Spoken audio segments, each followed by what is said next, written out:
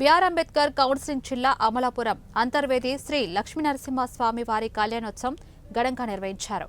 కళ్యాణ మహోత్సవాలు జిల్లా collector R Mahesh Kumar, joint collector T Vishanthi పర్యవేక్షణలో నిర్వహించిన ఈ ఉత్సవాలకు భక్తులు అధిక సంఖ్యలో హాజరై ప్రత్యేక పూజలు నిర్వహించారు. ఫిబ్రవరి 4న రథోత్సవంతో ప్రారంభమైన ఉత్సవాలు గ్రామోత్సవ ఊరేగింపుతో ఫిబ్రవరి 12న నిర్వహించిన శ్రీవారి చక్రస్నానంతో ముగిశాయి.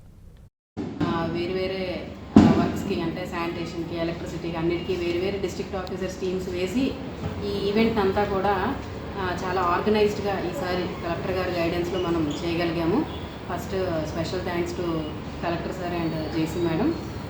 ఇందులో ముఖ్యంగా మనకి 7వ తారీఖు జరిగిన కళ్యాణం కానీ, 8వ తారీఖు జరిగిన రథోత్సవం కానీ, 12న జరిగిన చక్రస్నానం, ఈరోజు చివరిగా జరిగే తెప్పోత్సవం కూడా ఇవి మేజర్ ఈవెంట్స్.